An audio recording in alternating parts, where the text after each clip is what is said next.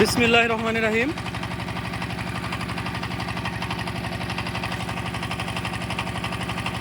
সবাইকে অসংখ্য ধন্যবাদ দিয়ে আমরা শুরু করতে যাচ্ছি একটা ভিডিও। তো অনেক দূরে থেকে আসা আমার বড় ভাইয়েরা আছেন এখানে, শ্রদ্ধেয় বড় ভাই। অনেকে আসছে কিশোরগঞ্জ থেকে, আসছে মানিকগঞ্জ থেকে, বিক্রমপুর থেকে, আবার আমার এলাকারও আছে। আমাদের বাড়িতে আসছে টাঙ্গার হাওর এবং মেঘালয় রাজ্য দেখার জন্য। তো খুবই মনোরম পরিবেশ। আমরা আছি বর্তমানে বাগলি, তাহিরপুর উপজেলা। প্রথম ছিলাম ধর্মবর্ষা উপজেলা, এখন আমরা আছি তাহিরপুর উপজেলা। খুবই মনোরম পরিবেশ। এই হলো আমাদের টাঙ্গার হাওর, অতি চমৎকার। এই মুহূর্তে আমরা টাঙ্গার হাওরের মধ্যে প্রবেশ করতে যাচ্ছি। যে বাইরে আসছে ঘুরতে, তো খুবই মনে হচ্ছে বাইরা খুবই আনন্দিত। এখন আমরা নৌকা ভ্রমণে আছি, তো নৌকা দিয়ে আর কি ভ্রমণ করতেছি। ভাই, আপনাদের যদি কিছু বলার থাকে তাহলে বলেন।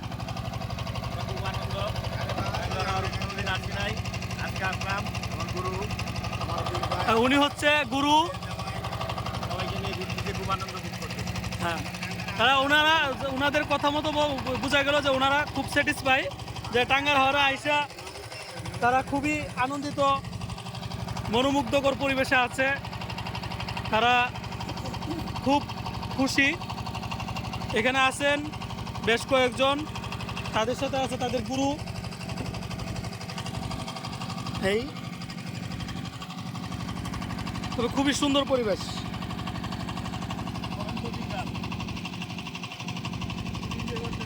হ্যাঁ হ্যাঁ, খুবই ভালো লাগতেছে যে খুব সুন্দর একটা পরিবেশের মধ্যে আমরা আছি।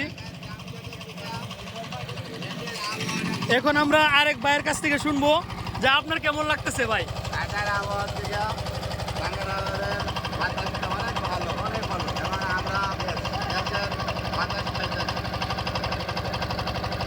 আচ্ছা, মতি ভাই কিছু বলেন আবার। বিকেল টাঙ্গার হাওরে ঘুরতেছি, মাশাআল্লাহ খুব ভালো লাগতেছে, ভাষা প্রকাশ করার মতো না, খুব এনজয় করতেছি। আরেকজন হচ্ছে যে আমার মতি ভাইয়ের জামাই, মেয়ের জামাই, আপনি কিছু বলেন। এই যে হলো আমাদের সারং ভাই, যিনি নৌকা চালাচ্ছে। আরেকজন হচ্ছে ড্রাইভার না ইঞ্জিন স্টার করে, যে উনি দুইজন একসাথে। তো আমরা আসলে খুব সুন্দর পরিবেশের মধ্যে আছি। দেখা যাচ্ছে যে একজন জেলে হাওরে মাছ ধরছে। তো অনেক জেলেরা আছে। দিনটাও খুব সুন্দর, আবহাওয়াটাও খুব সুন্দর, যে দেখতে খুবই মনোমুগ্ধকর। গ্রামীণ পরিবেশ, কোনো ঢেউ নেই, একদম নিস্তব চারপাশ। তো এই মুহূর্তে আমরা সরাসরি টাঙ্গার হাওরে ঢুকে গেছি। আশেপাশে গ্রামগুলা খুবই সুন্দর দেখাচ্ছে, যে আশেপাশে গ্রামগুলার আশেপাশেও আবার চারিদিকে পানি, মনে হচ্ছে একটা দ্বীপের মতো, যে দ্বীপপূর্ণ এলাকা। সত্যি অনেক মনোমুগ্ধকর পরিবেশ।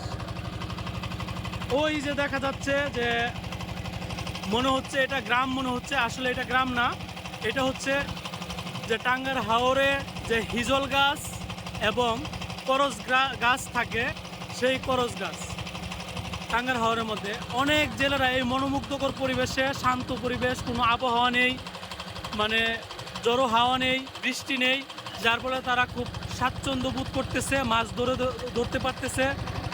যে আমাদেরও খুব ভালো লাগতেছে। এই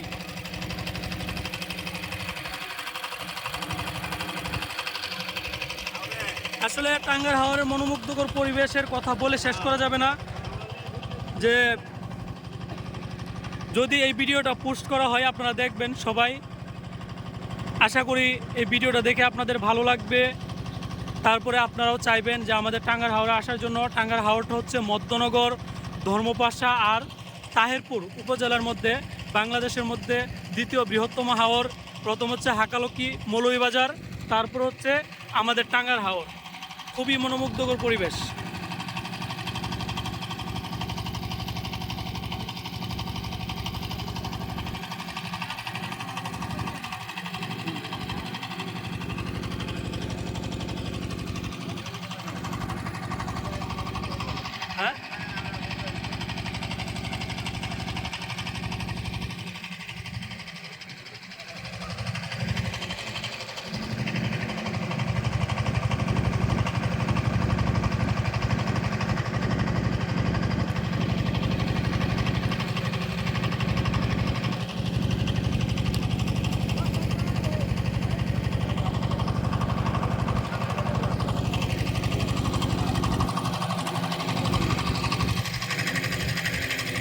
পানি আর পানি।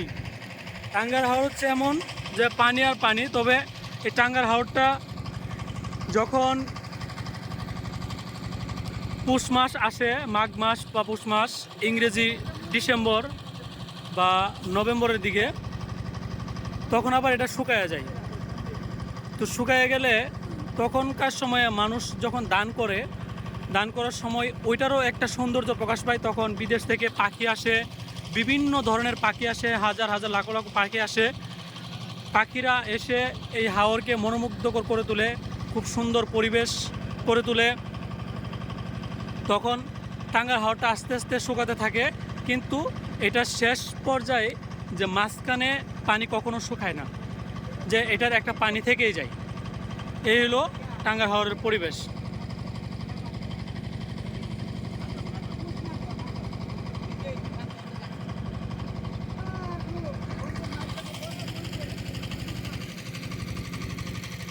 ভাই এত সুন্দর লাগতেছে, ভিডিওটা এত সুন্দর হইতেছে।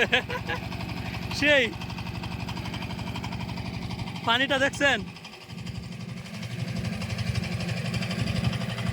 এই হলো একটা নদীর মতো, দুই পাশে বাড়ি। তো বাড়িগুলার পাশেই কিন্তু পানি আছে। তো মনে হচ্ছে একটা দ্বীপের মতো পরিবেশ। এখন আমরা আছি ইন্দ্রপুর, একটা গ্রামের নাম। এটা হচ্ছে হিন্দু অধ্যুষিত এলাকা। এখানে ম্যাক্সিমাম মানুষই হিন্দু।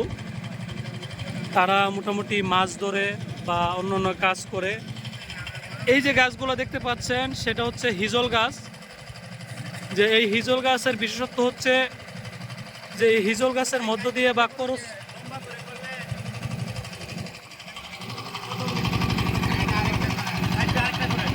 ধন্যবাদ।